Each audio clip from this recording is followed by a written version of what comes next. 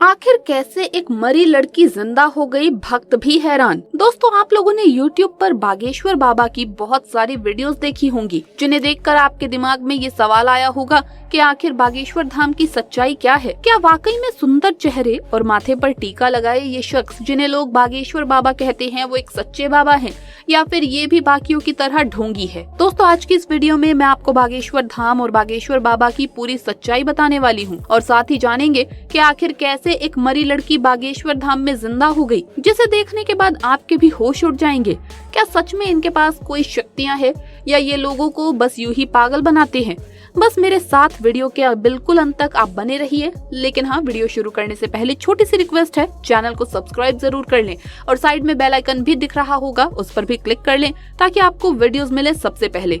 दोस्तों, आजकल आपने इंटरनेट पर लंबे बालों वाले, माथे पर चंदन का टीका लगाए प्रवचन देने वाले इस शख्स के बारे में बहुत सुना होगा। आए दिन इनके वीडियोस भी देखते होंगे, पर क्या आपको मालूम है कि ये साधारण शख्स नहीं है, बल्कि इनके ऊपर स्वयं बालाजी यानी हनुमान जी की कृपा है, और इनके पास कुछ ऐसी शक्तियां भी है कि ये लोगों के मन की बात उनके बिना बोले ही जान जाते हैं और उनकी समस्याओं को पहले से ही कागज पर लिख देते हैं। और आजकल तो ये भूत प्रेत भगाने के भी एक्सपर्ट बने हुए हैं। दोस्तों, बागेश्वर महाराज फेमस होने के लिए चमत्कार नहीं करते, बल्कि इनके चमत्कारों के कारण ये फेमस होते चले जा रहे हैं। दोस्तों, बालाजी बागेश्वर धाम की देश में ही नहीं बल्कि विदेशों में भी बहुत चर्चाएं सुनने को मिलती है। लेकिन बहुत से लोग बागेश्वर धाम में होने वाले चमत्कारों की सच्चाई नहीं जानते हैं। बागेश्वर धाम की सच्चाई की बात करें तो आपको बता दें कि यहाँ के महाराज श्री धीरेन्द्र कृष्ण शास्त्री जी हैं, जिन्हें आज पूरे देश में बालाजी सरकार के नाम से जाना जाता है। उनका जन्म छत्रपुर के एक छोटे से गांव में हुआ था। ये एक ब्राह्मण परिवार से ताल्लुक रखते हैं। लेकिन क्या आपको मालूम है कि आज धीरेन्द्र कृष्ण शास्त्री जी को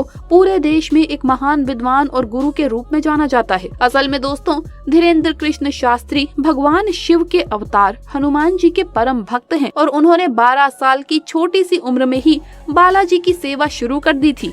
और उसी तपस्या का प्रभाव है कि आज वो किसी भी इंसान के कष्टों को बिना बताए पर्चे में लिख देते हैं, जिसे देख लोग हैरत में पड़ जाते हैं कि आखिर बाबा को उनके कष्टों के बारे में पहले से ही कैसे मालूम चल जाता है। यहाँ तक कि धीरेन्द्र कृष्ण शास्त्री ये तक बता सकते हैं आप क्या सोच रहे हैं। उनके द्वारा लिखा गया एक एक शब्द 100% सत्य होता है।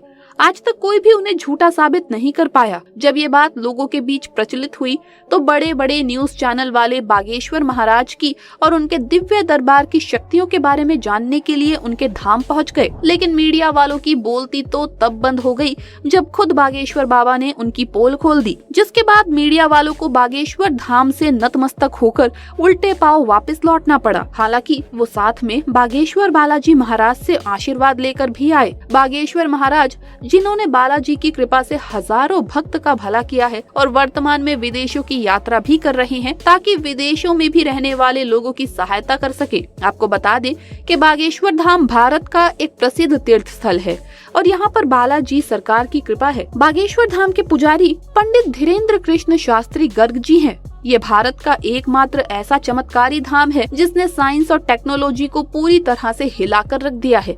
कि ऐसा कैसे हो सकता है? कैसे कोई व्यक्ति बिना बताए लोगों के मन की बात जान सकता है और उनकी परेशानियों को पहले ही पर्चे पर लिख सकता है। कहा जाता है बागेश्वर महाराज के ऊपर बालाजी यानी हनुमान जी की बहुत बड़ी कृपा है और उसी कृपा के चलते इस तरह के चमत्कार दिखा पाते हैं। और तो और कहा जाता है कि बागेश्वर सरकार का एक अदृश्य सेनापति भी है जो भूतों को भगाने में इनकी मदद करता है। कहा जाता है कि इनका अदृश्य सेनापति किसी को दिखाई नहीं देता। बागेश्वर बाबा को ये सेनापति बालाजी महाराज की कृपा से प्राप्त हुआ है। तो आजकल बाबा जी लोगों के भूत प्रेत जिन भी उतारने लगे हैं और इसी के संबंध में ये बात भी सामने आई है जिसके मुताबिक इन्होंने एक मरी लड़की को जिंदा कर दिया। तो आइए जानते हैं कि आखिर कैसे एक मरी लड़की जिंदा हो गई। दरअसल बागेश्वर धाम में घटी ये 11 जुलाई की घटना है। एक माँ अपनी बेटी को यूपी के टूंडला से बागेश्वर धाम लाती है। उनकी बेटी बहुत बीमार थी, वो लगभग बेहोशी की हालत में थी।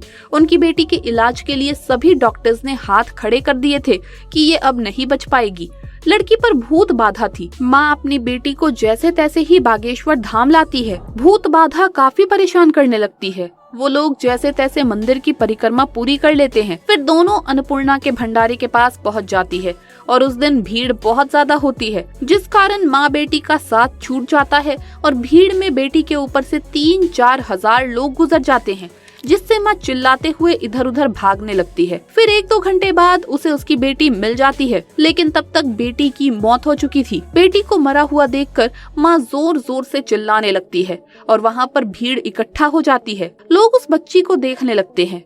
सब कहते हैं कि ये लड़की तो मर चुकी है। माँ का रो रो कर बुरा हाल हो जाता है। बागेश्वर धाम का दरबार चल रहा था, तभी वहाँ का एक कर्मचारी वहाँ गुरुजी के पास जाकर उन्हें इस सारी घटना के बारे में बताता है। तभी गुरुजी कर्मचारी को भभूति दे देते हैं और कहते हैं, जाओ इस भभूति को उस लड़की के मुख में डाल देना। फिर कर्मचारी वहाँ लड़की की माँ को भभूति देता है और कहता है कि इसे लड़की के मुंह में डाल दो। माँ जैसे ही बच्ची के मुख में भभूति डालती है तो उसके 3 घंटे बाद उसकी सांसें चलने लगती है और लड़की सीताराम बोलते हुए खड़ी हो जाती है। दोस्तों, ये चमत्कार, ये शक्तियाँ इनके अंदर यूं ही नहीं आई, बल्कि इसके लिए धीरेन्द्र कृष्ण शास्त्री जी ने कठोर परिश्रम किया है।